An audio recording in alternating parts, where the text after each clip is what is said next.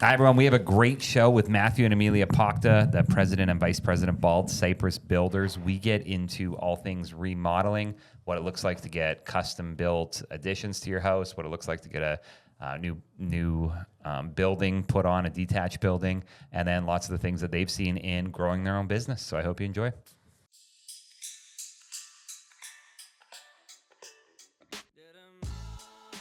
Hi, everyone. Welcome to Here for the Health of It podcast. I'm Dr. Randy here with Dr. Tom, as always, and we have a great show today. We have Matt and Amelia Pocta. Did I say that right? Nailed it. Oh, I didn't even practice it. Yeah. And you are the president and vice president of Bald Cypress Builders, and you guys do custom builds, custom renovations, all kinds of stuff. So we are strictly remodels, additions, and ADUs. That's our main business. So large-scale remodels, additions, and ADUs. Yeah.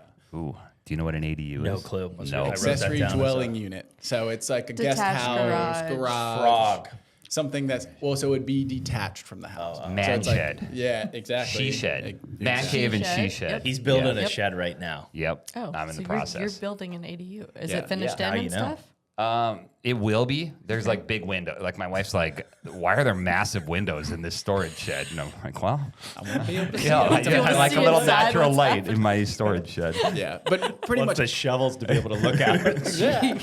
Anything that involves an existing house, because Okay. new builds and remodels and things like that, they have different things that go into them. You have considerations you have to make because you have to work around municipality things and then as well as just the house. So that's kind of what we focused our business on. All right. And I think everybody's wondering why it's called Bald Cypress. You want to take it? Sure. So What's your guess? Well, if It's you a had to tree. It's a peeled bark tree. guess. Tree. It is a tree. And you think that The they bark, met, they met made it under it. bald. Their They first shaved it. kiss was under there. You're along the right lines, but it's not the bark.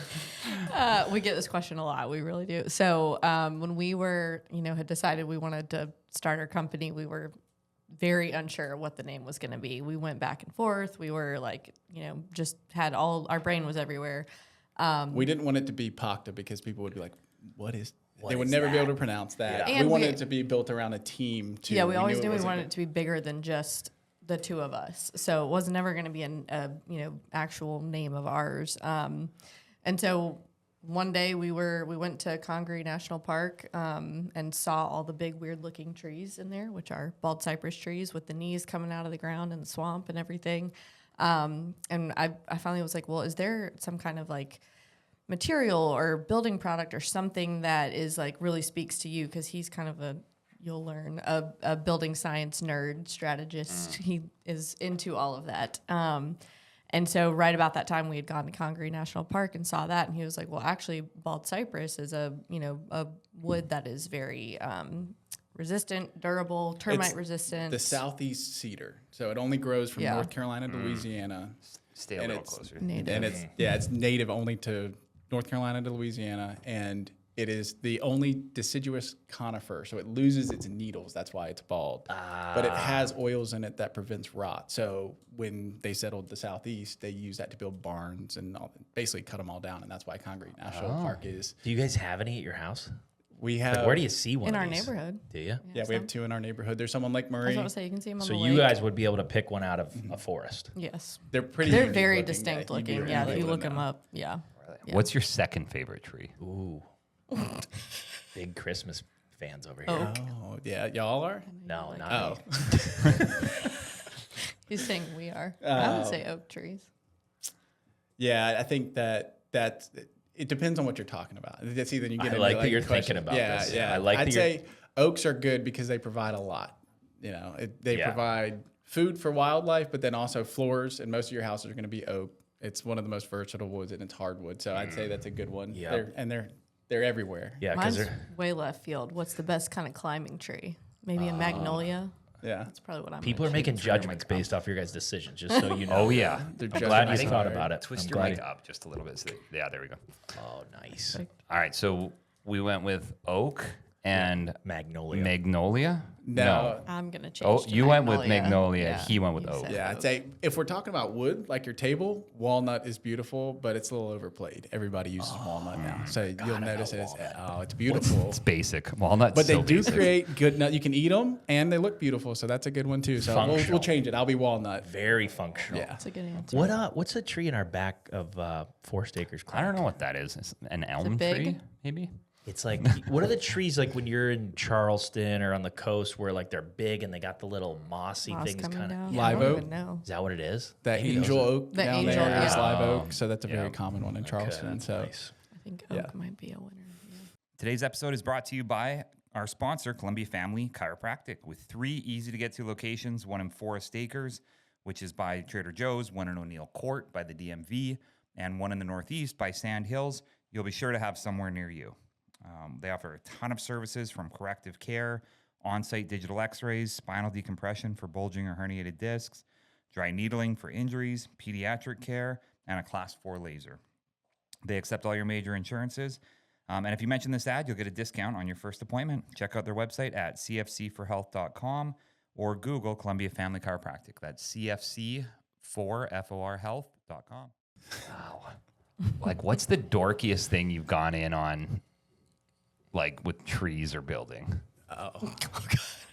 We could do a whole podcast. Like around 3 a.m. that. YouTube, you're just still watching. well, so right now, actually, I watched a video on this yesterday. Indoor air quality is the new thing. Love that. So that is something that I think I'm not deep into it yet because it just scratched the surface. But your built environment is surrounded by chemicals, carpet, LVP, all this Yes. stuff. LVP has been a huge hit. Everybody loves LVP, but it's made with petroleum, and so it off gases, and it's not necessarily the best to live around. And so that's a big focus. Everybody went green, high performance, which is great, and now that's it's been done. So everybody's doing that. The new thing that people are going to is indoor air quality and thinking about the humidity in your house, dust mites, mold. So that's an easy one that right now I'm very interested in and trying to explore. How do we make in our business? How do we make remodeled houses be healthier to live in? Because realistically, that's where you spend 90% of your time, well, maybe not 90, but 75% of your time is spent in your house. And so how can we make that house be better to live in? That's the new frontier that people haven't really explored and are really getting into.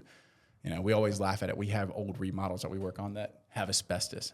And I always ask, what is going to be our asbestos? And that's There's what I gonna think be it is. something. Yeah. That I think we're it's doing now. That's LVP flooring and things like that have off-gassing that create, not so good air to breathe. And so that's a big nerdy one that I've been getting into, but it's, I got something for you to go down a little rabbit hole. Okay. It's a conspiracy theory. I love Oh them. no. So lead paint, you know how they were saying that's bad. Well, what I heard, do you know? I think I heard this one. I'll let you say. I'm not going to jump in. So basically, they were saying like lead paint was to protect us from radiation from all the like exterior stuff coming from the outside, and now they stripped us. They want us to get rid of it and say it's poisonous, so that now we're getting banged by the 5G and all the radiation that's outside of our house. So I heard similar, but I heard that it was the Russians. They put lead-based paint in because of the Russians in the 50s, the 40s and 50s. They put the lead in the paint so that way they couldn't read through Tap in. people's Yes, balls and stuff like yes. that. But See, I don't there know. was some Both are pretty good. There's logic. I mean, I it don't makes know. sense. It's like, all right, maybe they're onto something big. the paint, big paint, Big paint big industry. paint will tell you that it's Keep the because it lead kept paint. it from cracking and it made it last longer. Right. But Right. My mind's kind of blown. I've never even considered that lead paint might have actually been a good thing. Great. Because you Never were the crossed guy. my You were the mind. guy Things I eating do the not paint chip spend stuff. You were a paint chip guy, so you couldn't have it. so Tom took us down a different nerdy rabbit hole. But yeah, that's another one. Just for your health. See, that's key here. Okay, what's your well? Take me back to when did you know you liked building, or like making stuff? I'll let Amelia answer first about hers because I don't know that she likes buildings. I was about to say I have not arrived there. you're not into it that's yet. That's not my area of passion. So yeah, that's definitely a well, question. but take for you. why you're involved first, and then because I'll run with something else, and we'll take it. So take why you're involved. And He's going to take us back to Legos when he was in second grade. art projects. Yeah. From kindergarten. His mom shows us. Yeah. Look at his popsicle stick that we still have. 100%, Fortress. which is very special. No, I mean, the only way I could answer that is why we started the business in the first place, or how we got to having the confidence to do that. But my kind of background is very peppered, but all of my kind of professional experience was basically creating and programs and kind of building them from scratch. So processes, operations, like stuff like that. So I worked at the University of South Carolina doing academic support with students there, and kind of worked with the team there to kind of build a program there. And then when we moved to Asheville, North Carolina for a brief stint, and I worked for a small business coaching and marketing company. So got to see kind of the inner workings of a small business there, and be really involved with that. And then the job I'm most grateful for was human resources for a commercial roofing company. And that job, I was the first HR, person that they hired. So I kind of got to work with leadership there to basically build out the HR department. And I got like very first up close and personal with different leadership decisions that were being made and just how a business operates, which I really, really enjoyed and super grateful for. He had always known that he kind of wanted to own his own company and likely going to be in construction, which I'll let him talk about. But those kind of experiences in small business and then doing the HR role that I did, I just got to see a lot of really good leadership, decision making, all that kind of good stuff. And I feel like a lot of people, myself included, you think that people owning and running businesses have like a skill set that I would never have, or they have experience that I don't have, or, they can do all these things. I never really saw running a business for myself. My parents were my dad was in the Air Force, my mom's in education, both very stable career paths. So entrepreneurship was never on my radar till this one. And so those experiences kind of were like, okay, if these people who I've gotten to know really well, normal but very talented people are doing it, maybe we could too. And that's kind of how. And then and her focus is people. I mean, that is where we have a value that I think other builders and remodelers maybe don't have as much as that we have Amelia, who is very focused on the experience for the client and how they feel. Yeah, for me, I mean, I wasn't going to go to college.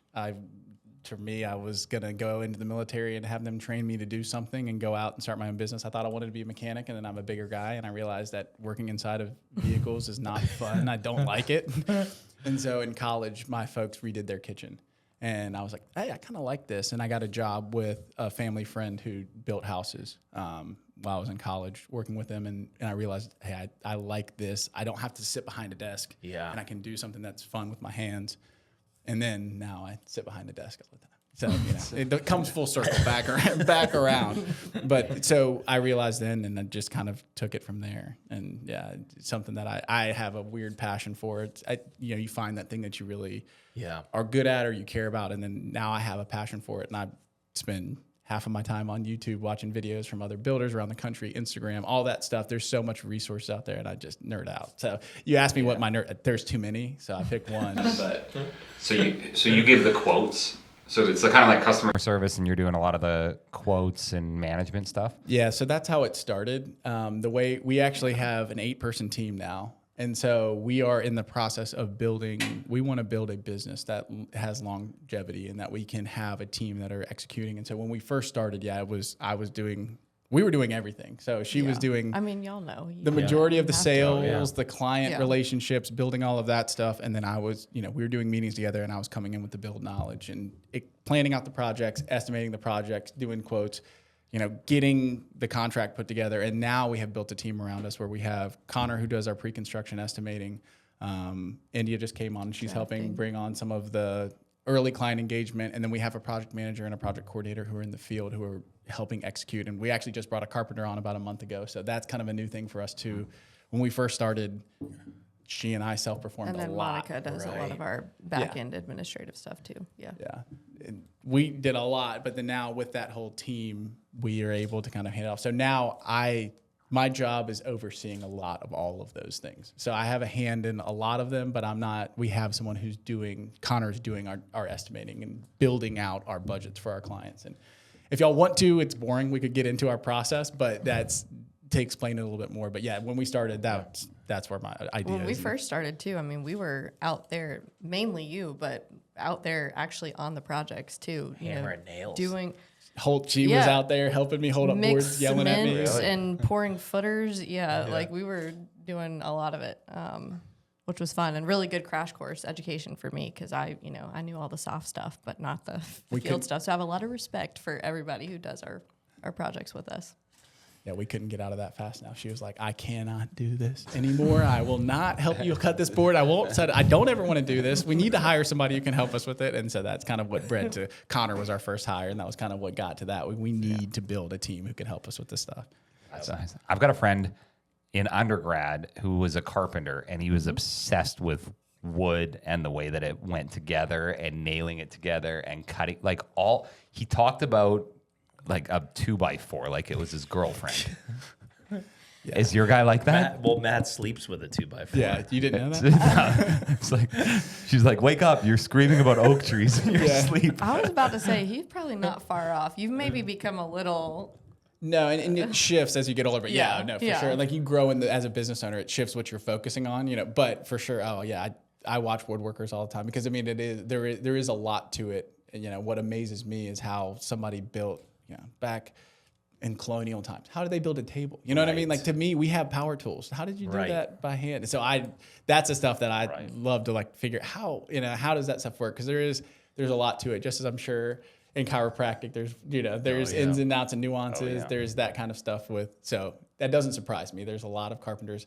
I don't know if anyone on our team is on that level where their relationship is with a piece of wood or a tool. We haven't got Not anybody that we yet. know of. Yeah. How do you think the pyramids were made? Have you been thinking about this a lot? Oh You've my had God. to look into that a little bit. We don't want to go down that rabbit hole. He has a lot of thoughts about them. Because they're finding things Yeah. 2 We don't kilometers wanna- underground now. Yeah.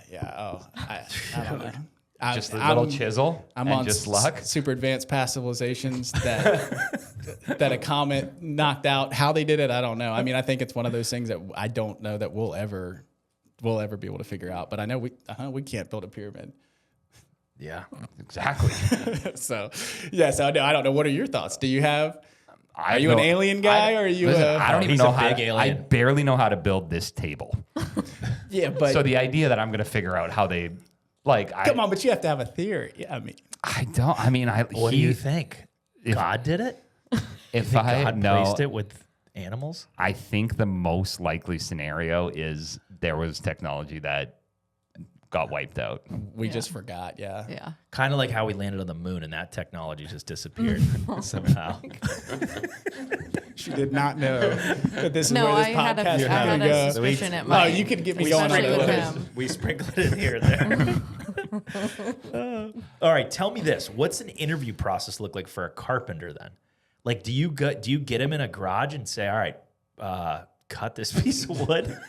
Well, Josh, so our newest team, I mean, he was our first, carpenter that we hired. And essentially, we had several conversations and then Matt met him Like, on a use job this site tool. to look. Yeah. You say, here's a tool. What is this? So So- you hold him up a diagram. Do you understand what 3/8 means? Yeah. So we did that, and that's a question for more than just our carpenters. Like when we hire, you have to know: can you read a tape measure? Because there's a lot of people. You think when for folks who are in the industry, you think that everybody knows how to read a tape measure, but most people don't know what that is.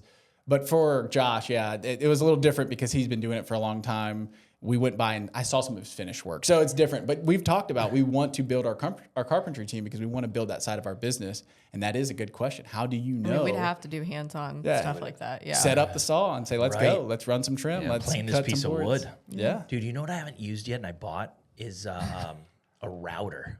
Yeah. I'm into it, but I haven't. What'd you buy it for? Just to have it? I dabble a little bit with in the garage. And He so had I have a he lot had of a mentor named Woody. I had a who helped him a lot. I got into woodworking 2013, 14. Oh. Okay. Patient named Woody, lived in the woodlands, woodworker. I said, this is my guy, 70 It years was a old. sign. Yeah. So I'd go in his garage and I'd use his tools and he'd kind of show me. So then I started accumulating machines and stuff. That's how it happens. But And What then then did you make anything or you just to the hobby of I working made this on table. it? I Did mean, you really? Yeah, I know you're into That's it. and, awesome. I don't want too much It's the credit. first but thing I noticed. It actually is really, really cool. It's not bad, right? So Yeah. I did a little. You burned it? I did the what are those pocket screw deals underneath? Pocket screws. Is that what's Yeah, the- pocket. isn't there like a Craig is the name of the yeah, jig yeah. that makes them. Yeah. So I most common. started buying all this stuff. Like I don't do fancy. I like the rough stuff because you Yeah. can't. But I had a question about this. So with measuring, you draw a line. Do you cut on the line? Do you cut next to the line? There's different theories. I've always been a next to the line guy. Really? But So you that's- leave a little pencil. But that's probably because I wasn't formally. I trained under a carpenter with that first job that I had, but it wasn't super formal. A lot of Yeah. my educations come from just on the job training with other people, figuring it out myself. But I've heard a lot of finished carpenters who've been doing it for a long time that you cut the middle of the line. Right and on so, it. So I can't. I've tried. And just factoring in the width of the blade, Yeah, yeah. which people don't think about. that's- Randy for sure doesn't. Can you pull his mic up That's a little bit? I feel like he's just talking right over it. How Maybe his headset. Maybe your wanna be- headset's not No, good. no, no. He I feels- can, there we go. That Everybody feels- else is yeah, good. Okay, see, there now we I go. can See, hear you. I Now was you're trying to talking keep it out of into my it, face. not Kennedy's over like, it. "Hey, don't have it in your face." And so Yeah. I was trying to keep it out of my Yeah. face, but we'll just Just get his watch biceps. it. When you take photos, just get his biceps. Make sure his biceps look good. Yeah, I mean, he's good. He's for good us. looking, but he's not that good. We couldn't hear anything, but we had a good view of his face. Good. Well, I'm sorry. Thank you for. No, I'm just kidding. I'm just teasing. All right, here's another thing with measuring. The little wiggle at the tip of the measurement, tape measure. People don't know about that. Do you know about The it? Yeah. little wiggle. Yeah. So The thing that hooks it on the end. See, The Amelia. silver thing? Yes. Okay. There's a purpose to the wiggle. So if you look Okay. at it, it moves. It's not broken. Do you wait? Does Randy know? He doesn't know. He has no idea. No, no clue. I do. It's. I don't even like that. In fact, I think those things should be longer so it doesn't keep slipping off every time you deal with You it. just got delivered a prop. They Oh, made there it it. is. Yeah. See that little bit Oh, of wiggle? Yeah. How it moves. Oh. There's a purpose. Yeah. Which is what? If you're measuring this way, it moves to the, what is it, an 1/8 inch? It's whatever the whatever the thickness thing. is, because different manufacturers have different Yeah. thicknesses. So like if I'm measuring this, but if I'm measuring the inside of something, it pushes in and it accounts for the metal. Oh, there's tool. Yeah, that's what I'll say is tools. And then this little thing for the nail, the hole. You didn't know that. Matt did. yeah, you can hook it on the Us nail. builders over here got all kinds of tips and tricks, Randall. Look at Tom. You know what? I will sleep better tonight now that I know that. Feel good about yeah. it, yeah. Yeah. I'm gonna I sleep watched like a YouTube baby. on it. I still think like 2025, should we be using something like that? That's It's fine. insane. I don't trust the late. Do you trust the laser guys? I don't. Just for like But- rough Well, you measurements. use them For rough Laser- measurements. Yeah, rough. Yeah, like in yeah, a yeah. room, it's Yeah. nice. For estimating, yes. Yeah. For cutting, trim, yeah. And then there's a lot of carpenters that have really nice lasers and they use them. That's specifically what they'll use for a whole cut list. And I have had things be off, and so I don't trust it. Really? Yeah. So there is technology and there's all kinds of tools. I mean, there's still a lot of people go back to old tools. They want to use a tool that was built in 1950 because it'll last longer. Same thing as your washer and dryer, your refrigerator. They know it'll last longer. Yeah. You just love we have props in here. No reason for this. Just brought it in because I thought he's a builder, and it was sitting Yeah. in the back. Is that But builder yours? hammer. Yeah, it's CFCs. That's a Stanley. It's a nice little It's a hammer. good. That's good a brand. weathered hammer. Yeah, well used. There are different hammers, though, right? This is what would you say this is for? Regular hammering? So there, that is, I think that'd probably be considered like a carpenter's hammer. Because it's good for like popping Yeah, nails. Yeah, there's roofers hammers, drywall flat guys have a guys. different hammer. Yeah. The drywall guys have a. What's the weight of yours? Do you know? It depends on what you're using it for. If you're framing, usually people do 22 or heavier, 22 ounces. If you're a finished carpenter, it's usually 16, but then they have lighter ones for finer cabinet makers and things like that. Yeah, again, we're getting into nerdy stuff. Yeah. And I don't know if everybody else cares too much about all this Well, stuff, they but eat if you want me to go down those rabbit holes, yeah, usually 16 ounces that's a good, if anybody's looking to buy a hammer, 16 ounces is a good one to buy. Because you can use it's versatile. You can use Yeah. it for framing. You can use it for finished carpentry. If you go 22 ounces, it's a little bit heavy. Yeah. That's what I would use. Yeah, I would use 22. I use a for everything. sledgehammer. No, you would, but I mean, you'll get judged from people by the size of your hammer. Oh yeah. I'd say so. And you always If it's want the to be a wrong- little Or maybe too big. the right application. If it's of it depends on who Yeah. it's by too. But yeah, especially if it's the wrong application. But yeah, I mean, if you can't swing a heavy hammer and you're on a job Yeah. site, people will have some judgments. Yeah. Are you a hammer loop guy? Like, do you have the pants that have the hammer loop? Not pants, but tool Shorts. belts. Tool Yeah, belt. you'd want to. And there's things like that. Like again, that's not what we do on a day-to-day basis anymore at this point. But carpenters use tool belts because We see all of it. Knee yeah. pads. Well, yeah. Oh, Yeah. oh, Oh, God, I haven't y'all been have set. to know. I mean, you probably see people with back problems because they don't take care of that stuff. They Yeah. don't pay attention. Yeah, you have to. Randy's on his knees a lot, so he's got a couple sets. I would practice if I was a carpenter. I would practice that thing where I like pop my leg up and my hammer just shows up. If you know know that how to move? do nothing else, as long as you could do that, It would be you're trick. in. I'd just be like doing little tricks like a day on the bartender. That should be our interview question now. Do some hammer tricks. Can you be down and can you get your hammer out of your loop without having to stand up? That's But for real, do y'all see a lot of construction industry yeah. people? Yeah. Yeah, tons. Okay. And just so, rough. and for both things, like didn't take care of themselves and Yeah. they've just been working hard, and then also like weren't very safe and fell off something. Yeah. it's dangerous. Insurance is expensive. People always there's a lot of reasons why it's expensive, but that's a big reason. Our insurance costs are really high, and we don't perform very much work. Our carpenter Josh does only finish work and tile work. Really, that's most of his work, and the insurance is expensive because there's all kinds picking up things, falling off of things, all of that. So Lots if of you hazards. you go into roofing or Framing. siding, things that are outside where you're on hot, it's Yeah. easy to go hurt yourself. Yep. When you guys go on a site and you have people, like who's the stud there? Is it the Finnish carpenter? Or like, You're about to cause problems. yep, and you got to pick somebody. So I can answer this question. yeah, like Who am I generally, looking like they're at? tucked, they're high and tight. Everything's tucked in. They're clean usually. They know where their tools are. I don't know if this is like Amelia. trade specific. No. But for us, I feel like our cabinetry partners are usually yeah. pretty clean. I mean, I'm biased Tight. toward carpenters. Yeah, There's I jokes in think- the industry, like electricians are made fun of because they're little dainty, fancy. You know what I mean? They're the Yeah, fancy yeah. one. They always have the nicest tools and all that stuff. Carpenters have their own. Tile guys have their I was own. about to say sometimes tile, they're Yeah. looking pretty suave sometimes.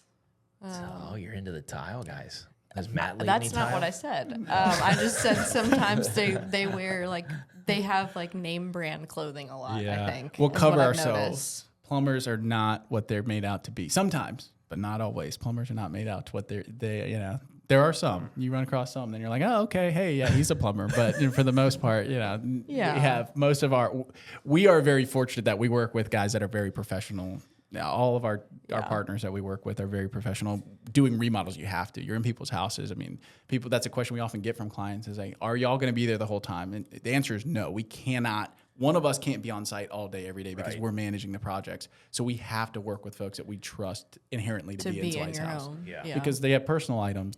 It's their house. I mean, even if they're not living there during the time, that's where they're going to come back to when they're done. And we have to make sure that nothing gets damaged or broken or stolen or whatever the case is. Man, I'm gonna think differently now when I go on our project sites. Yeah. I'm Yeah, gonna be look for looking it. for Get a little who's. show. Yeah, Who's put I haven't together. really thought about it that way. I mean, I'm biased because carpenters, there's a little bit of, They got swagger. yeah, you have to, that is usually what people see. Paint, carpentry, tile, the finished things Yeah. are what people see. And so those folks are going to be the ones who usually have it a little bit more, they care more about what other They people pay think. attention to that naturally because And it feels like they got a little more knowledge than just the next person. Yeah, well, and that's how carpentry generally starts. You start off with framing.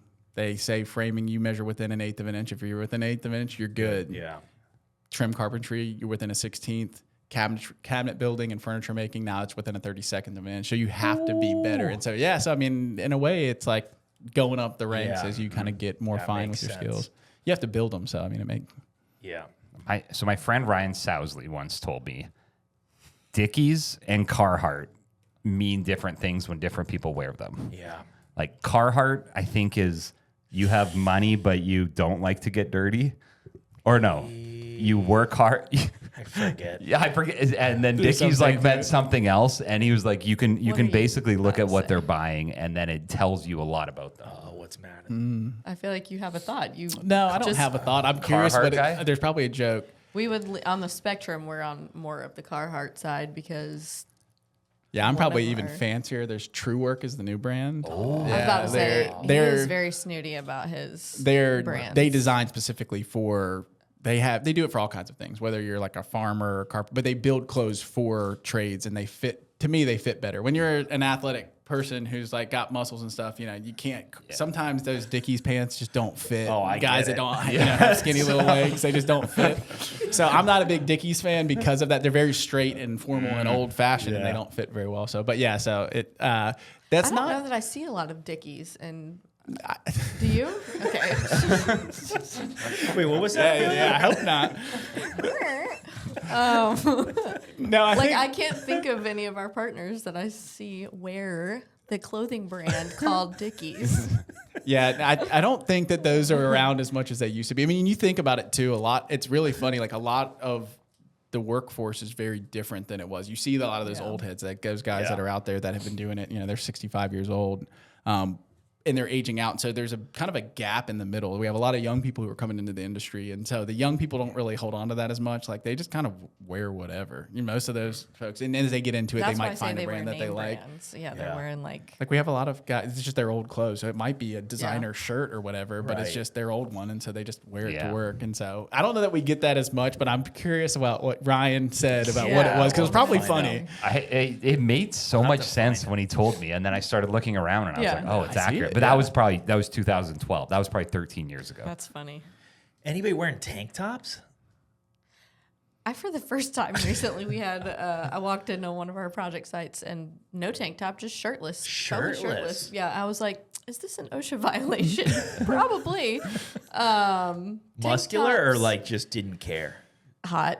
They were hot. Temperature hot. We're I mean, like he was smoking. Dickies and now Oh my goodness. So- yeah, they Walk were in like yourself. the Love that. mechanicals were not on at the property. And temperature hot, heat of South Carolina summer. Clarify everybody. All right. Any hats? And that was the first time though. I was like, I haven't seen that before. Any what? Hats. I feel like I don't see many hats. It depends on who it is. It does. Yeah. Yeah, our foundation guys, the guys who are working before any structure's up, those guys have like the full sombrero, like big hats because they're out in the sun. There's nothing to protect them. But then as you move inside, you know, most of our projects, because we do remodels, you're inside, and so a hat Baseball might get in the way. hats, like caps. Yeah. Yeah, they wear. I mean, Yeah. people wear those. Yeah, and it's something that there is a misnomer. Like everybody thinks, like, oh yeah, construction people wear hard hats, and it's like you're supposed to wear hard hats when you're building the structure. Do people do it in the residential industry? It depends. You know, you try to make sure that people do that.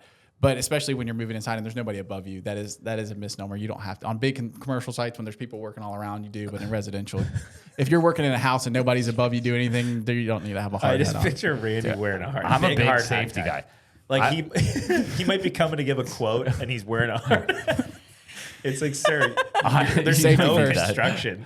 No, I He think wants to look the part. safety is just a big deal. It is. It is. a We have huge all deal. of our team members do at least get their OSHA 10 certification as soon as we hire them, just so they have that foundational safety knowledge. But residential construction is way laxer compared to commercial. When I worked for the commercial roofing company, that was a huge deal. There's a lot less opportunity for those dangers because when you're working on a commercial, there might be a roofer, there might be a carpenter, there might be a mason. There's all these people working because they're so big, and then you don't know what the other person's doing. When you're on a residential site, our job sometimes we just finished a bathroom and you couldn't fit two people in there. So you know, what I mean, you get into that situation. Yeah.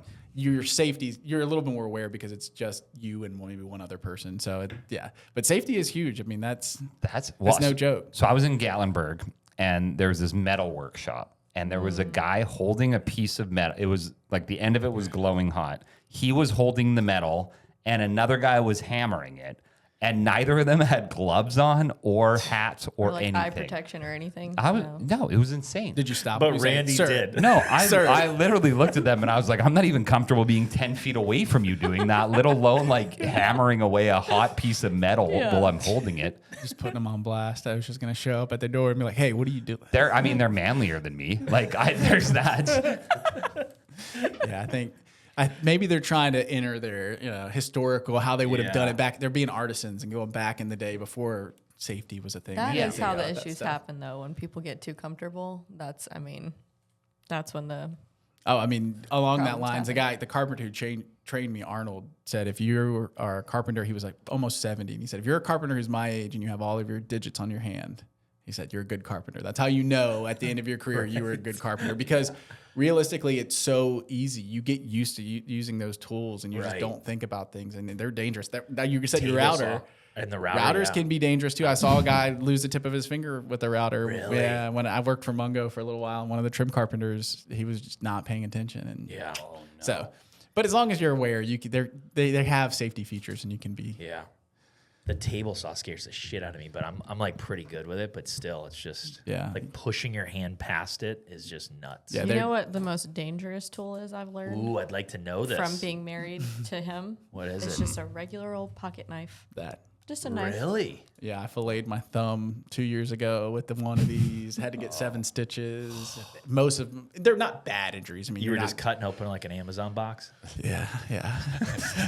Cutting into my snack for lunch. letter openers. He used his knife. I'm not kidding. Like every time he comes in with some kind of injury, there's blood coming out. I'm Yeah. like, was it your knife? Yeah, He's like, it's yeah. Josh, me, all of it. Most carpenters that you Yeah, see, you not just- think, yeah, you everybody. think table saw, whatever it is. Yeah, it's Right. knives. I mean, because it's the thing that you work with the most, and you just think, what it'll be okay, and then but they're not. You're usually not losing a finger Right. because of a knife, but Should I carry a knife? Like, it's pretty manly to carry a knife. like There's I people need who. to. It depends what kind of person you want to be. Do you want to be just- the one that can, like, something's going down and you're like, don't worry, I Yeah. got you? All right, Yeah, here's like- a question: do you let other men close your knife? That's something I didn't know until. thing? Yeah, it's a thing. Like, you hand it over? Yeah. If you open a knife and you hand it to somebody, there's a superstition that Yes. if they close the knife, that it's bad luck for you. I could see And that. so there's a big superstition on that. That makes sense. Yeah. Randy's had me Right. close one of his knives a couple times. I would How'd that I would never be like, hey, Obviously. here's like I would close it and throw it back at them. But some of me, So they're bad harder. luck. It's probably because if people don't know to press that back button, Yeah, then they're like, because my son's done that, where it's like I was like, all right, let me do it. It just can't. Yeah, if you don't know that it's but like once you that- learn that, like, every knife is pretty similar. But if you've never really Yes. messed with them, yeah. So if I hand you a knife, I should pop it open first, then hand it to you. Well, Yeah, so I it would leave it depends. closed, So it no? depends. If you hand it closed and they reclose, it has to be the same condition that Yeah. you handed it. That's the superstition. That makes sense. Whether it's real or not, I don't know if somebody got hurt back in the day, but yeah, I was working for a company up in Asheville, and one of the guys, I handed him his knife back closed, and he got really mad at me. And I was like, whoa. And I had never come across that Don't before. you ever close my knife again? He was like, yeah, you No. can't do that. Yeah, people will take that seriously. No, yeah. Yeah. And did Is there anything bad happen? Like, is he still? No, is he made still me. with He us? made me. Yeah, he made died me the close. next He day. made me open it back up and hand it back to him. But Are there any other things and tools that we should know about, like sharing a man's tools? That's okay. People are particular And about that. brands of tools can be a big thing. brands are. You don't want to show up with Harbor Freight tools. I'll say. Ideally. I'll say. We had a chapter of our You'll, life where that's you'll get a what we little. had to use You'll get a out little of- judgment. I try to reserve judgment because I think that anybody who wants to kind of get into things and work on Gotta stuff their start. own, Yeah. you got to start somewhere, and you're not going to go buy like there's a brand Festool, and if you see that, you're saying who's got it put together. If you see a guy with Festool saws, I mean they're thousands of dollars. So when you see they're taking care of them, they're buttoned up, they know what they're doing. nice. But you don't expect somebody who's never messed Right. with a tool You're not to buy starting a with that. Festool saw. You know what I mean? It just doesn't make sense. So yeah, there's just going to be some judgment from some of the guys out there. Yeah, if you show up with even Ryobi, they make just with fine. ya. They I'm just with ya. make just fine tools, and I'm of the opinion like, hey, if I'm going to use this once a year, I'm not going to go buy the expensive Ryobi. one. Yeah, Yeah. go buy it. It's okay. But there is definitely some judgment on the tools. Randy, you're a big Ryobi guy. aren't you? So I have bought a couple of Ryobi things, but I buy all DeWalt now, Yeah. Okay. and I don't know why. I just felt like That's the DeWalt- next. That's the yeah. next step. Yeah, I That's felt like my the garage. people. Yeah, you got Ryobi, or no, you got No, DeWalt. DeWalt. Yeah. Did your Yeah. Ryobi stuff work? Not great. Oh, I mean, okay. it's- Oh, I was going to try to yeah. I mean, give you some prop. No, okay. it did for a while. And then you okay. I mean, we've got a Right. power washer that I've had for 3 years. It was a $99 power. We got it when we finish out. We're not cleaning whole houses most of the time. We're cleaning out the driveway where the dumpster was, stuff like that. So we got a $99 electric Ryobi power washer, and that thing kicks ass. I mean, it cleans up what we needed to do. We can wash our trucks with it. I mean, it does what we need it to do. So it's just knowing what tool is right for what project. But yeah, if you show up with like a Ryobi drill set and you're trying to take yourself seriously as, you know, you're trying to go get a job with somebody as a professional carpenter, there might be a little bit of judgment, but what the finished product is what speaks, in my opinion. If you can do a good job with those, they can do just as well as the other ones. They just might not last as long. What's the next level? So it would go Ryobi. No, it would be there's like Pittsburgh tool from that's your lowest tier. Yeah, Harbor. Yeah, Ryobi's above some of Harbor, but Harbor Freight's made some nice stuff now. So they do have, but they have like their entry level. There's kind of a middle tier where I'd say DeWalt, Milwaukee, and all those kind of fall within there. But it depends on what you're getting because they have, even DeWalt has an entry level brand. Yeah. The brush, when you start seeing brushless, that's when they start putting a little bit more money into them, and that's when you know they're a little bit nicer. But then you go up, and then you get Festool. You start getting really specialized equipment. Yeah. That's where it is. Like you get into, depends if you're in a woodworking shop, you're going to get into, Powermatic, Laguna. There's just these very they're woodworking tools, and Festool, like I talked about, is very specific to woodworking. But brands like, I'd say like Milwaukee, DeWalt, those are kind of the next tier up, and then you get into those really specialty things. Yep. Yeah, but I mean, at the end of the day, don't worry if somebody judges you for your tool. Just do a good job with it, and then whatever. Right. I'll show you. It's not the size of your tool; it's how you use it. Exactly. All right. Do you have a favorite tool? What would be No. your favorite tool? Oh, Most versatile, I feel like, is a table saw. you can do a lot with the table saw. I'd say if I had to have one tool forever, I'd have to have probably some sort of a drill, because I think that those come into that is the most for us and what we do. I need a drill the most. What do I like working with the most? I think planers are really cool. Like when you're doing finishing, because you can start with a board it was a tree, and you can turn it into a board that's something finished with that. But like if I had to pick one forever, like a drill is so versatile. You can use it you can hammer. You can hammer with the drill. You can drill holes. You can screw things in. You can do things like that's what you're going to use the most. But that's good. And then you can get hand saws and some other stuff. But if you have one power tool, I've saved a lot of time putting together IKEA furniture and stuff like that with drills. Right. More so than just building houses. What's your guys' like biggest remodel and biggest project, and what's your smallest project? It's a good question. take We're that one? probably about to we're about to start, which is it's a kind of a small cabin on Lake Murray that we're going to refinish the existing cabin and then build basically a whole nother house on top of that. Cabin. That's our biggest Huge remodel. addition. Yeah. We don't do new builds, but we have done new builds, and we built Amelia's parents' house, and that was our biggest project to date. That was a pretty big house. I was focusing on what we actually. But like our business, we're about to start our largest remodel project. What like Amelia said is it's going to end up being just under 3,000 square feet with a garage, and right now it's 640 square feet. So it's a big one. But then we just finished a 70 square foot bathroom. So and outdoor living additions. Those are probably on the smaller side. But I mean, it's spectrum. We look for the client. For us, Yeah. So if my parents listen to this, I've already told you this, Dad. So my dad is our worst client because he's a DIY. That's how I learned how to do the things that we did. We did everything ourselves. Whether or not we had the money, he just wanted to do the things ourselves as we grew up. And so somebody who doesn't value having somebody else handle the things for them is not an ideal client for us, because our value add is the service. We are trying to be a one-stop shop where you come to us, I want to remodel my kitchen.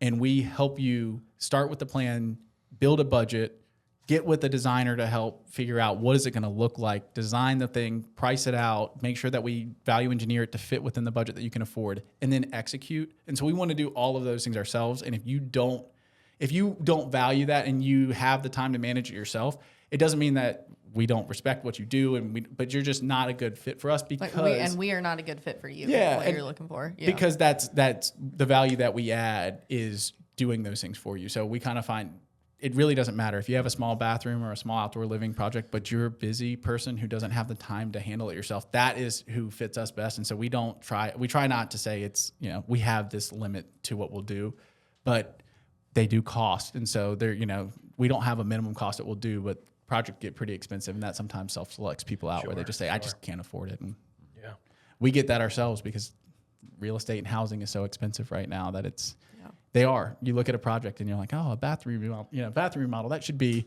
$15,000, right? And I mean, realistically, starting off for us, it could be $35,000, $40,000 for a super simple bathroom. Yeah. And that's like the smallest, the smallest scale. But usually there's somewhere in the $60,000 range for a bathroom. And it's hard to grasp that because before COVID, you think you could do one for 15 to 20, and now Well, still, if you Google cost of a bathroom remodel, it's $15,000 to $20,000, which is, and HGTV tells us that, Right. and that's very off. oh, HGTV. Yeah. So, that's a big piece of our educating clients of just what things really look like, and that's hard. I'm curious about the estimating process. Okay. Because every once in a while I'll clear out my Instagram and then make it think that I'm something new. So like for a while I thought I was a dentist. So I just got Like you'll pumped with follow dental ads. Okay, Yes. okay. And then for a while I thought I was a builder. I think when we were building this place, my Instagram thought that I was a builder because we like gutted this whole thing and I didn't trust any of the guys that were in here sometimes. So we're like, all Just right, is that verifying, true? yeah. And look at, and one of the things that I see get sent to builders a lot is that if somebody asks you for a breakdown, you say, here's the breakdown. It's $40,000 to do it and $0 to not do it. Which one do you want? So, And I'm like, I kind of get it from their point, but also like the bank said to us, hey, we need a breakdown We to need an see how itemized. much is the roof, how much is this, Yeah. how much is that, so that we can release the loan. So like, I'm like, well, I think if I was a builder, I'd want to say that, but also as the customer, I kind of want to know a breakdown. So our process, we kind of hit both of those things. So the first, if we go, do an initial consultation with a potential client, after that consultation, we will share with those potential clients an estimated construction cost range, which I tell people is a very fancy way of saying, here's a ballpark where we think costs could fall given what we talked about there at the meeting. And for an hour and a half. based on what we know, all that kind of stuff. So that kind of gives them, I say, what area of the pool you're swimming in with this kind of project. And so that's like you do it around this range or $0 if you don't. If those clients move forward, that's where we get into our very, very detailed, in-depth pre-construction process where we are generating that line item by line item budget that when we work with clients who use banks, that's what they have to take the bank, that budget. And so it's not every nail, every screw that's going to go into the project, but it's here's the framing cost, here's the plumbing, here's the, tile selection budget. HVAC, yep. Yeah, it's very, very detailed, super intensive process. Yeah. So. And I think a lot of that is birthed from there's a lot of people who want information for nothing. And when we do initial consultation, it's the two of us. And so it costs us money. There is an opportunity cost for us to go out and meet with the client. And when we started off, you meet with whoever. When we started, we had no business. You meet with whoever. You try to get whatever project you can get. But then as we realized that we started to get really good clients and really good projects, you have to refine it, or else you'll just waste all of your time and you'll never be able to treat your clients properly that you're working with.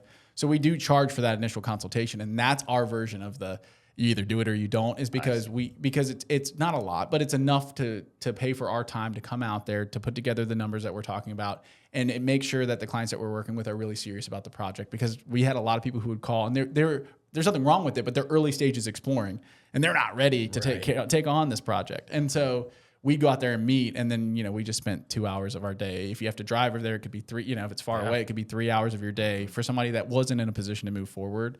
And then in that pre-construction project, we also charge for that as well. So that way we can take the time, we can bring our partners over there to look at stuff. We can get as accurate as possible before we start. So that way there's not a bunch of surprises, because you watch HGTV and, we open up this wall and now we have $15,000 because we didn't know it was load bearing, or whatever it is. Right. We want to avoid that on the front end if we can. And so it takes some time. And so that's kind of how we avoid that. We found a little more tactful way to handle that than just either you do it or you don't.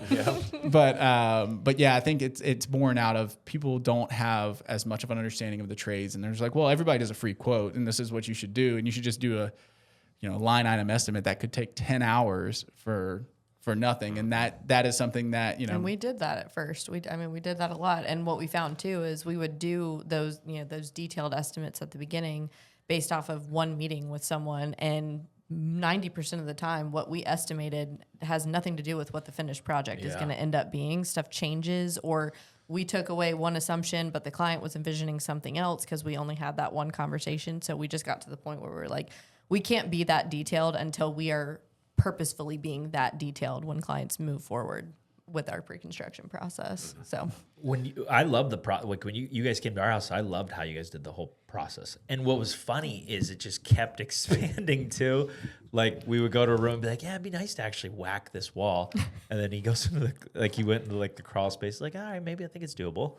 And then it's like, all right, write it down. And that's what happens every consultation Yes. we go to. We go there and, you know, the client has said, we're doing a kitchen remodel. Yes. We show up, we're like, all right, show us the kitchen. They're like, well, before we get to the kitchen, we Let me show actually you the wanted bathroom to add real on a quick." back, like whole addition that is actually, and we're like, okay, this just grew.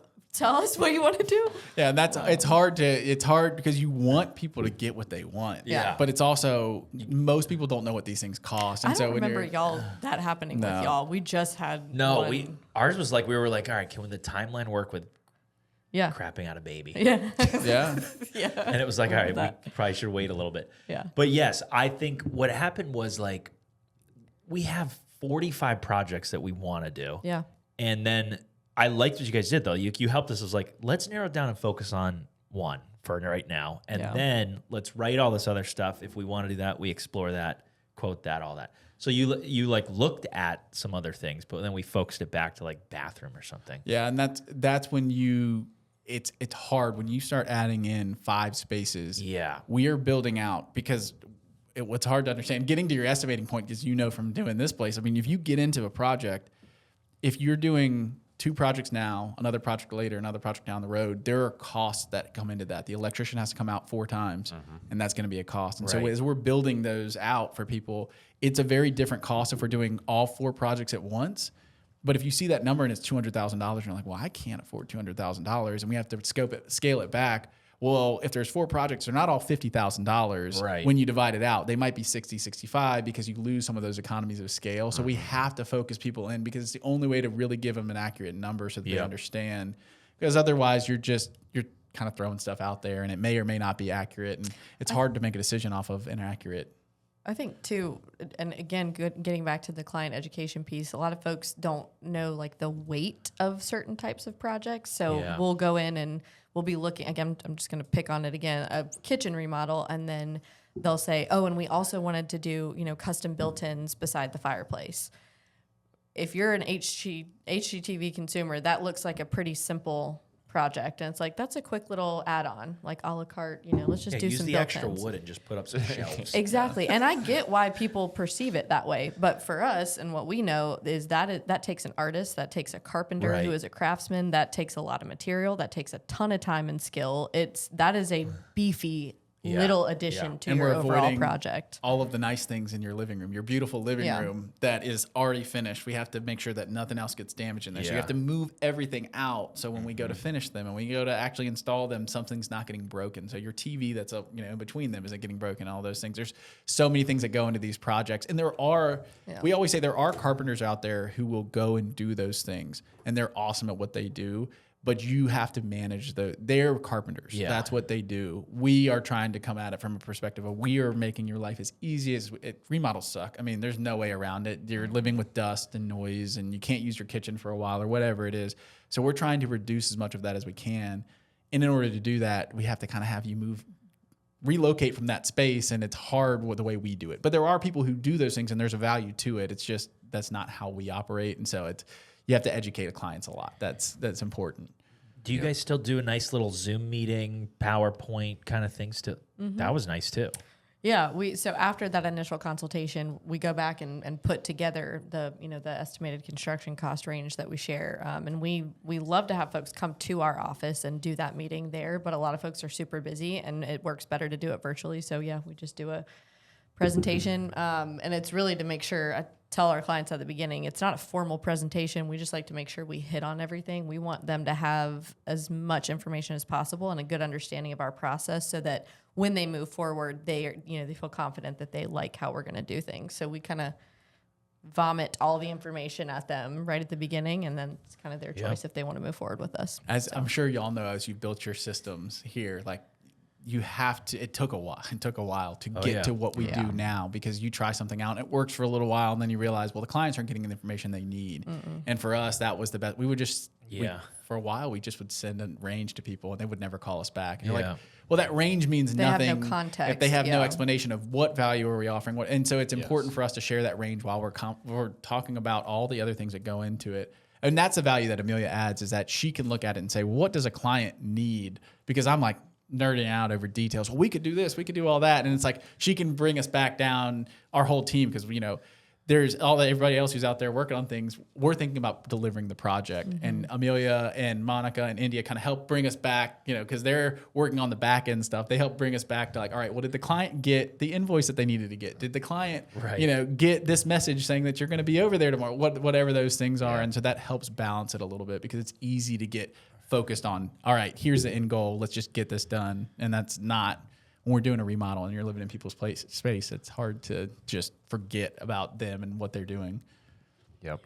Yeah, we had, as we were developing our processes in the chiropractic world, the estimation of what a person needs and all the different things. Because sometimes you sit in the room and they're like, yep, it's my foot and my knee and my hip and my elbow and my shoulder and my headaches and this. And they're like, and also I want like a nutrition program and like, what should I be doing for a workout? You're like, all right, let's start with this. Yeah. And then let's do this. And then in our case, we generally start with the thing that's going to have the biggest impact on the most things the quickest. Yeah. And then, if once that's better, then if there's something else that's still there, then we address it at the same time.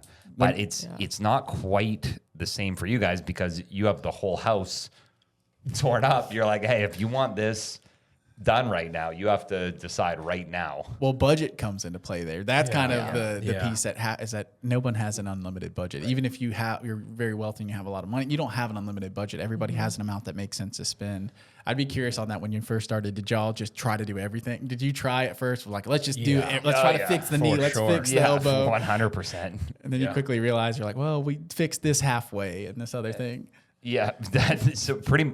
Or they just got so overwhelmed. Like they would bring up 30 things, and they essentially just want to like vomit the information. And then you say like, all right, here's step 1, let's do this. Here's step 2, let's do this. But yeah, if you do too much too quickly, everybody just gets overwhelmed. Yeah, absolutely. So how many projects would you guys say are you're ripping at one time? We intentionally do 3 at a time, because that's what we have kind of determined we have the bandwidth to do with our team. We don't want to take on too many to where we're all stretched too thin and our clients don't get what they're investing in. Down the road, if we're able to hire, another project manager, another project coordinator, if we're able to expand our team, we'll expand the number of projects. But right now, just 3 at a time, very strategically. Yeah, we found that our project manager, Gus, can handle 3 projects at a time. Is his name Gus? Yeah. That's his real name? Well, it's a nickname. It'd be very similar to like what we were talking about earlier about, what are people's names? It's a nickname. But yeah, Gus is what he goes. Everybody knows him as Gus. And I think I would argue like any project manager would be able to handle 3 at a time. Like it's not just that's Gus. It's spot. just that's the for sweet the spot size we projects found. we do. And so if as Gus isn't that special. Anybody can do. I was actually saying the Shout out, Gus. opposite way. No, I was saying the opposite way, because you said Gus can handle Gus can only handle. I'm saying like I'd be shocked at people who can successfully handle more. Yeah. I was going the other way. Yeah, well, average. Yeah. No, Now, I was actually Gus, saying we on the love other end, Gus does a really good job. Yeah, so he if he does, can only handle 3, then we're pushing anybody else. And so, but as we look at that, eventually the goal is that we want to grow our team and we want to build it to the place where we can help as many people as possible. So we would eventually hire, but we also do our pre-construction process. So we have 2 or 3 projects in pre-construction at any given time that we're working through. So that way, once an active project wraps up, we're completing them, moving them into warranty phase. We're ready to start the next project.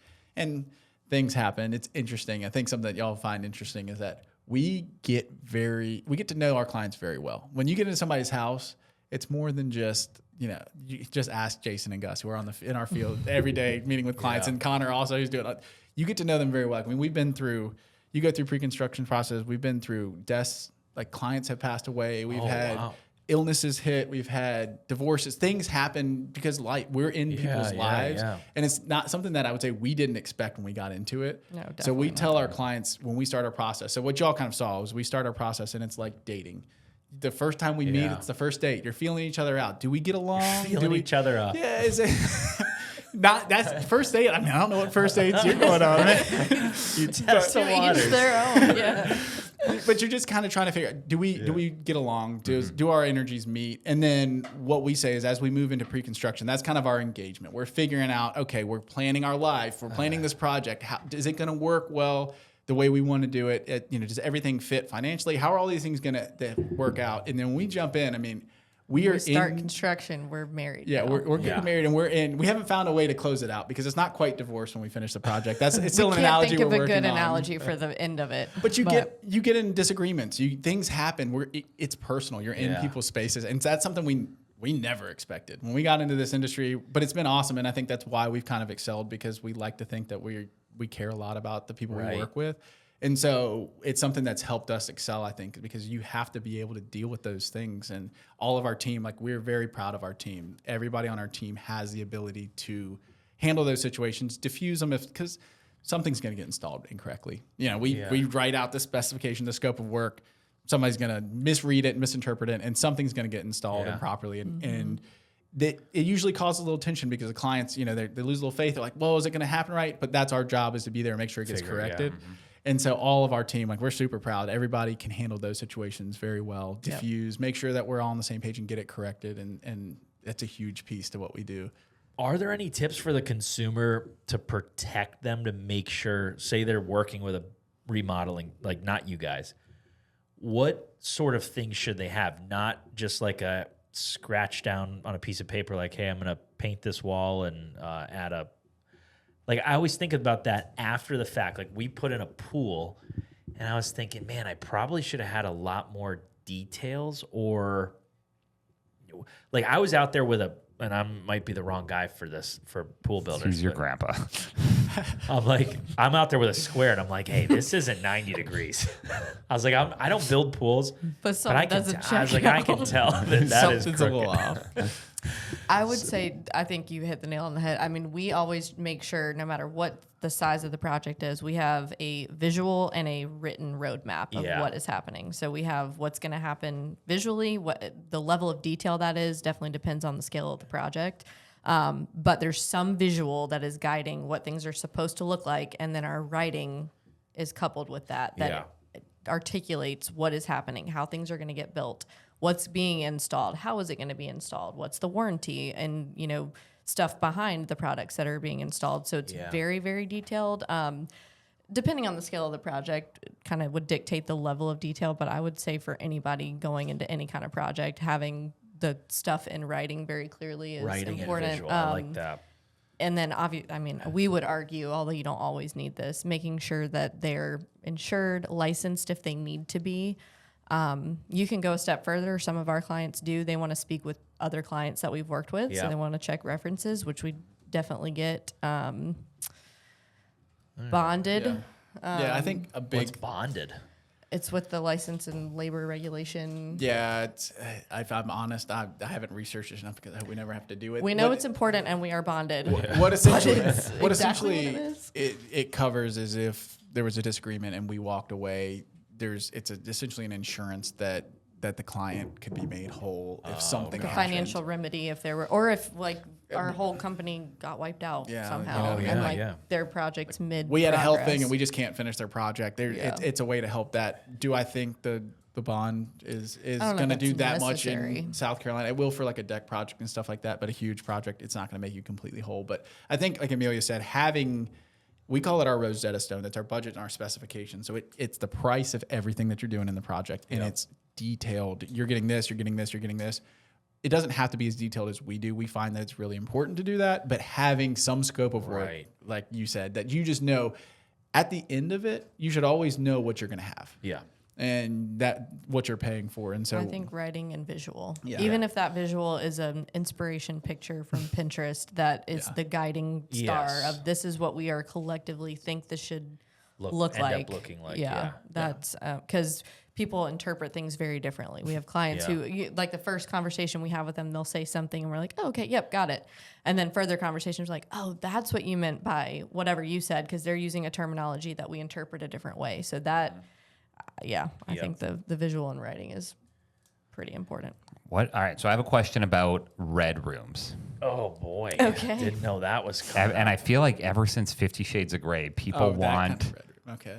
Well, or I would imagine. What I don't kind know. of red room did you Does think? that? What's the other Is that a thing? I'm assuming by your response, people haven't asked that. Like, I need a secret room. We have not gotten. We have not had come that. across that. Wouldn't be surprised if it happened one day, but we have not gotten that one. It's interesting. Randy's Instagram account now shows up the Thanks. bikini people in bondage. It's like this weird. S&M. That's Yes. his- Don't I know try how to that turn it off happened. when I ask a Streets. question like that. So I've heard of clients just from people in the industry wanting like rooms for specific purposes that you think maybe down the road that's what it's going to be. We have never No had a windows, project secret like that. door. Right. We've never had that. A pole. though. Yeah, you know. Well, No, yeah, The we is there haven't basics. gotten that one. That- Yeah. or is there anything else surprising? Like maybe not that, but something else surprising when you're like, oh, I didn't see you asking me for that. I'd say I don't know if our clients, if they just don't want to share what they're using them for. But we've never really gotten that. We've had a client who was doing a glass blowing studio. So we talked about ADU. They wanted a space in the back. They needed more space. Their house was kind of small down in Rosewood, and they needed a space in the back. And she was doing glass blowing in there. So we had never had somebody who was doing glass. That's pretty cool for a thing. Like so stained glass? Is that? yeah, like Glass art. blowing. blowing. I don't really. What- Yeah. I don't know what You've never glass. seen blow- it. So kind of like you were describing, it's on a little pipe and like they have glass at the end, and you literally blow, and Into the shape. it makes it You can open make up like a art. balloon. Yeah, you can make And you art. spin You've it. probably seen it. Maybe not the glass spin blowing, it. but you've probably seen the finished product. Seems And then dangerous. golf simulators are was big gonna ask right you that. now. Oh, yeah. Golf Yeah. You guys simulators done are any of huge. those? We have set them up for clients, but most of our We've clients set have the installed space them. up to be Yeah. golf Oh, simulator yeah. ready. We haven't done the golf Yeah. simulator. So you installation. make sure that all the electrical's in place and everything Yeah. like that. But then they either do it themselves or they bring in a company that specifically does it. But that people are loving the golf simulators right now. That's something that I've heard seen a lot on social media, and then we've done one or two as well. I wish we had something juicier for you. Yeah. What about spa? Like a spa type bathroom or saunas, built-in saunas? We've had people explore Yeah. that, but Not yet, but I wouldn't be surprised if that saunas are kind of hitting. They're people are realizing Saunas, health, yeah. health, and we talked about indoor air quality. Health is becoming huge. I mean, I think that we'll see a lot more of that. We haven't had it. For whatever steam reason, we haven't rooms, had we've it. had that Yeah. come up a good bit, but not. I think maybe cost have been prohibitive for those specific clients that brought it up. So we haven't actually done it yet. I'm trying to But I think mean, what- if you have a sauna that you want to put in, call us. I mean, we'll, I know. we'll When I help was- you out. When I was 21, I look back at sometimes at my 21-year-old vision board and having a secret, I guess like like a gun vault or like. Okay. We've what's the had word? that. Yeah. Yeah, Have we've you? had- Yeah, mhm. almost like a safe. Yeah. But that it's a walk-in safe that you just open up and you can have everything that you want to save in there. We've had that a locked door that's going to be a safe. We had a client explore. We didn't do it, but an underground safe, like an under the Yeah. I don't know, in the floor. I And don't there's a know how. lot. If you have basements, then people will do those safe rooms in there where you can use. You don't always have to use concrete, but you can use concrete and you can use plywood and different things and build them. But so that's not unheard of. We haven't had one, but I've seen a few people do them, and they're really cool. It's one of those things that if you've got some things you want to protect or you want to have it, because it's a good thing. It can even be a storm shelter. That's what the people that I see that do that a lot are Midwest, where tornadoes are pretty big. And that's where so they'll do it as a safe / storm shelter, and they'll kind of do that. People in our area, it would be probably more just for the safe. That's and what the I would do, cool just thing, to yeah. like have. It would just be like fun to show your Yeah. friends, but I don't know what I would do down there. Do you guys are you guys into curved walls? Or anybody doing curved walls? We've done them. Circular, maybe. We've done them. I wouldn't say that. That's like a How do you style do right that? now. You don't mean like art. You're talking about the wall itself. It has a curve like to it. if I Like your bedroom, instead of being a square, is a circle. Yeah. We haven't done that. Yeah, we haven't done a lot. We haven't done into the that, full. Where do you put your bed? You just have a circular bed. You have a in the circle middle. bed. Yeah, that's you. Oh, yeah, circle Those bed. exist. little curved bed. Yeah. Yeah. Yeah, I've done some.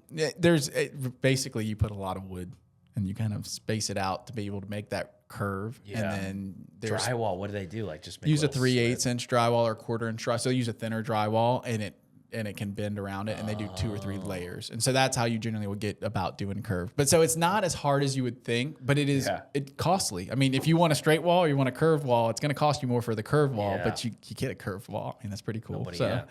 I'd be show it curious off to if your our friends. design partners are here. Is that something you're seeing? Is that No, what, I are was you just just wondering. curious? You're just curious if that's Like you can't even hang a picture on it, really. Is that much? It's just for the aesthetic, yeah. Yeah. No, I just wondered. organic. I'm going to pull out designer where it looks more organic. Yes. So in college, here's a remodel for you. We had a bathroom in the basement that we called the shapooper because it was small, like you could poop and shower at the same time. Like it was a toilet, the tub is in- and like you had a nozzle that would just spray on you while you could. While you were on the toilet. Yeah, like so the whole room was just like a tile bathroom. That's a new bidet concept. You might want, you Yeah. might want to throw that out to your clients. I mean, You ever think of showering and shitting at the same time? We've We got an discussed a lot idea. of wet room ideas of like keeping the tub and the shower in one space. We might as well work the Yeah. toilet in too. yeah, just throw the toilet in there and Yeah. have it underneath the shower head. Yeah. I've heard of that. I had friends who went to Europe, like after high school. There's a Europe trip, and so I had some friends go, and they did that in Europe because the rooms are so small that like it was just one Yeah. room that was a bathroom. But I don't know that How that's that something works. people are. I Sitting mean, down. if somebody wants to do it, we're more than happy. I mean, hey, we're never gonna. It was absolutely filthy, like I bet. disgusting. Yeah, college guys with a room that you It can do was both bad. of those things. Hey, I'm sure.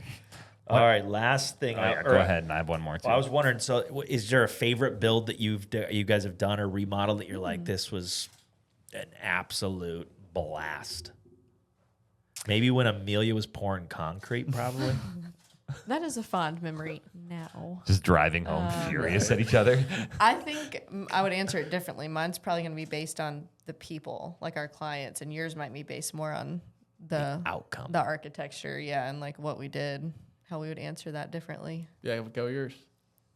I mean, one of my favorites was we had clients who it was their it was a family home. I'm not gonna say the name, but it was a family home on on a property, and we did a big addition for the house, and it was timed right when they were having a baby, so it was just a really, really sweet project, and they were really thankful, and we were really grateful they worked with us, and they'd been planning it for a long time. So I'm like a lot more in the feels of Yeah. like how You the cried people afterward. react. Did you tear up? You guys hug Oh, every day. I am a crier, but I don't know that I cried on that one. But that's Matt- probably one of my best project memories. Just Matt's based probably on cried that. at a few after he's finished them Yeah, I up. get pretty emotional. No, yeah, it's hard. You'll learn I'm hard at nailing. Y'all asked about trees. It's hard for me to nail down Amelia last. I'm very gray. It's hard for me to say my favorite. But we had one that we finished up earlier this year that I really enjoyed because we got to come up with some creative solutions. They had a house that was built in the 80s and didn't really make sense in a lot of ways. And there's one area we got to open up their entryway. So it was really cool because we could open it up and get light into it. So we got to do some creative designs that we worked collaboratively, came up with a plan to make their house. It feels like it should have felt. And then in their bedroom, I got to do some of my nerd things. I was like, hey, I want to try this thing out. Oh, yeah. I was like, can I try this thing out? And we insulated the ceiling in a little bit of a different way. And they're very cool about, yeah, let's try it out. Let's see how it works. I'd seen some people do similar things, but never in this application. And so that was a fun project and I still have to go back and test it out because I want to see if it performs better than, because that's a big thing about in South Carolina when it's hot in the summer. How do you insulate your roof? How do you make sure it's cool in the house? And so we tried it out. And I haven't had a chance to go back and test it versus I want to go on the same day to one of our other houses where we did it more of a traditional way and test the two out. So that was fun. I think for me. everybody on our team would have a different answer too, because our team, it's a small team, so everybody gets very intimately involved with each project, really, and so they'd probably have different answers too. Yeah. Randy, before you ask your last question, we said we have to say this one thing. What? Oh, Amelia is not a designer. So we get that question because every single HGTV couple, Get it out there. every single HGTV couple is husband is contractor, wife is designer. And so all Every of our consultation we go to, they're talking to him about build stuff, and then they look at me and they're like, I think I want to do this. Is that what's in design right now? I'm like, I have not a design bone in my body. Like, if it works, it sounds good to me. Yeah. I don't know what looks pretty. I don't know. So yeah, I don't do any Yeah, design. I just but want to put that people assume. PSA out there. But That it was is- big. That was a big build Yeah, up it's for a, it it's a too. big one, right? Yeah. Because Amelia has no design skills. we get it. To be I just want to clear, announce that. And she What has else a good. can Amelia do, Matt? what else? But No, yeah, right? we've we talked Now's about that your on the way time. here. we field that question and that assumption probably every time we go Yeah. anywhere because they just assume that I'm the Yeah, designer, I could and see that's that. Yeah, very I could see not that. true. That takes a lot of skill, expertise, education, And it's important. Yeah, We yeah, bring designers onto yeah. the project. Yeah. But that's just not what we do as a team. Amelia's strength is let's build out this process. She's actually process like how we do all the stuff that y'all saw, Yeah. the presentations, how we do our meetings and all of those things. That's where she brings it and getting into what the clients really need. But yeah, the design is not. Sorry, I had to say y'all didn't ask, Yeah. so I had to say that. No, But you I'm guys happy should to- mess with people and be like, actually, Matt is our designer. And I'm the builder. Whoa! She walks in with a tool belt and Yeah. a hammer.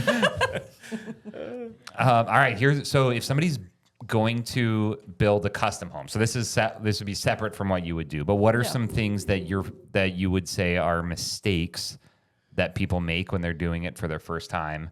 And then often you probably have to come in and change. Like, oh, I shouldn't have put a door there. Or I should have had my doors taller, or I should have made a doggy shower, or whatever. I mean, I know what I would say, but Go on. I think for first timers, it's very easy with today's technology to go online and buy a home plan online on architecturedesigns.com, whatever the website is. And they just see a plan on paper and they're like, that looks like it would work. And they think that small tweaks to those plans are going to translate into the field. And they don't. So I would say, definitely working with, if it's a true custom home and you want to customize things and really make sure you're thoughtful about how you're going to live in the home, work with someone who's going to like custom design your home for that purpose. Yeah, I'd That'd say be my number getting one thing. design professionals involved or professionals, whether it's a builder design. I think that everybody has a seat at the table. I think the way we do our process is it's us as the builder thinking about how we're going to execute this, how much is it going to cost. The client who's saying this is what we need at the end of the project, and then a designer who's the one who can say, here's how we bring that in a way that it looks nice and it's pretty. You can value engineer things.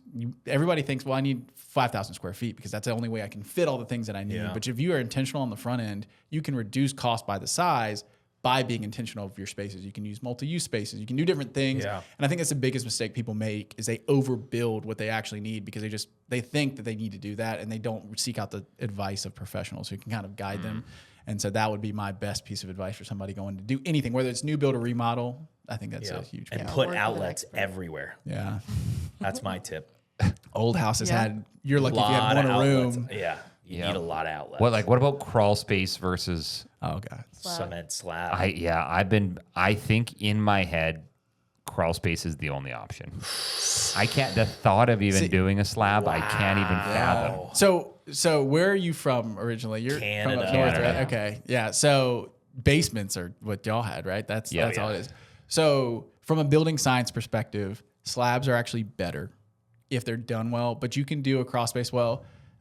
What I'll say from a building science nerd, crawl spaces are bad if they're open. If you have the hot, humid air outside coming into your crawl space, it's a recipe for mold and mildew and moisture and all kinds of Rats. problems. And so there's actually a way to do it where it's conditioned. So you insulate it, you do all that stuff, and you can still have a crawl space. You can still have, because people love the benefit of you don't have a concrete floor, so it's softer on your feet.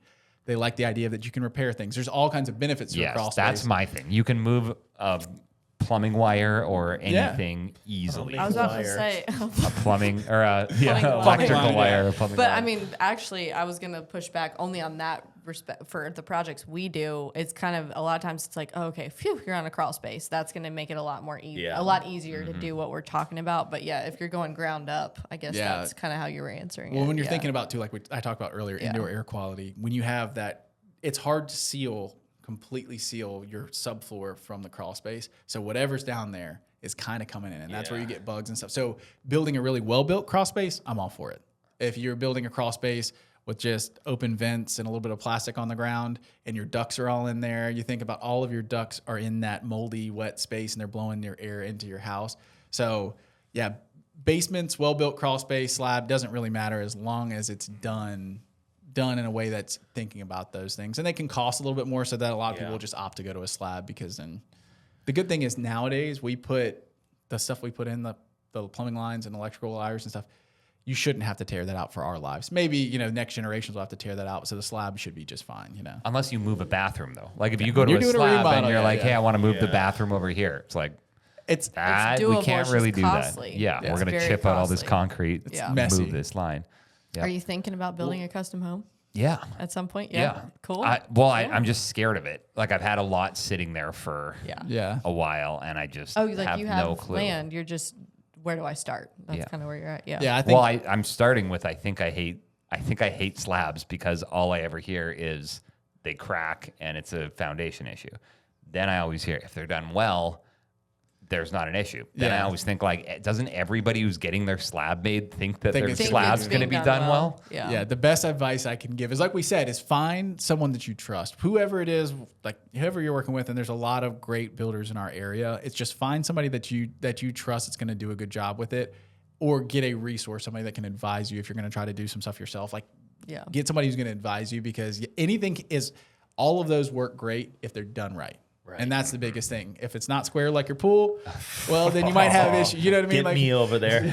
you might run into things, and so they're detailing and making sure things are done correctly. And so the best way you can do that is find somebody that you trust to do it, because you're not gonna. Y'all have a chiropractic practice or run the podcast, but you're not going to be able to be over there managing it all day, every day. So finding somebody that you trust, that you know is going to be able to execute it, is really important. Yeah. Do you ever have clients show up in tool belts and just kind of like walk around the site? No, not tool belts, Well, but they might flashlights. not have I was about to say they might not have a tool belt, but they're in there Yeah. thinking that they're part of the team putting stuff together, and that's hard. They got their That's- tape measure. What I'll say is Yeah. What are you doing? Amelia, part of that process thing that Amelia's done is that we've done a very good job of interviewing clients that are great fits for us, and that vet we fit people, really well. yeah. Because at the end of the day, we don't want to start a project with somebody that's going to be, again, like I said, if somebody wants to do it, they're not going to value the benefit that we bring. And so we've been very fortunate, especially recently. I mean, you know, every client has their own thing that they're really concerned about, but never tool belt. No, never tool belt. That's the only, like I'm ready to start. With a heart. Just a tank top and a hard. Can we knock off a little bit if I'm over here? No, they do ask that, and we have a clause in our contract about client performed work, and it's basically is very Don't do it. limited. No yeah, helping. it's. I mean, Yeah. it's you have to have a very good reason why you're going to be doing some of the work, because there's a lot of issues that come Right. with that. The So, biggest thing is time. Like we Yeah. want to Yeah. get into your project and move on to the next one, and we want you to enjoy it and Right. not, we want you to have a relationship with us in the future, but we don't want you to call us back if something's wrong. Yeah. And so when you do things, it's going to delay things. It might cause things that we weren't able to control, and so it just makes it easier for our process. Yeah, there's no tool belts. Love that. All right. Well, thank you. So tell everyone how to reach out to you, how to find you. Yeah, our website is www.baldcypressbuilders.com. You got to do the I had the www. SW, which, and then we're on 90s kids, Instagram. right? Yeah, we're on Instagram and Facebook at just Bald Cypress Builders. What's So- your AOL email for everybody? Our dial-up. Our little general email is just explore, the word explore, at baldcypressbuilders.com. So you can email Beautiful. us. You know, the easiest thing to do is just Google us, and you will find our Love stuff. that. Yeah, and reach out. We're happy to chat. So thank you all so Love it. much for Yeah. having us on. Yes. We really appreciate it. Yeah, great. It's fun. Yeah, thank you. We're here for the health of it. For the health of it. Just a quick note, this podcast is for informational purposes only. We're not meant to replace your doctors, and nothing here should be taken as medical advice. Always check with a qualified professional before making decisions about your health. The views and opinions expressed by our guests or hosts are their own and do not necessarily reflect those of this podcast. Reliance on any information provided is solely at your own risk.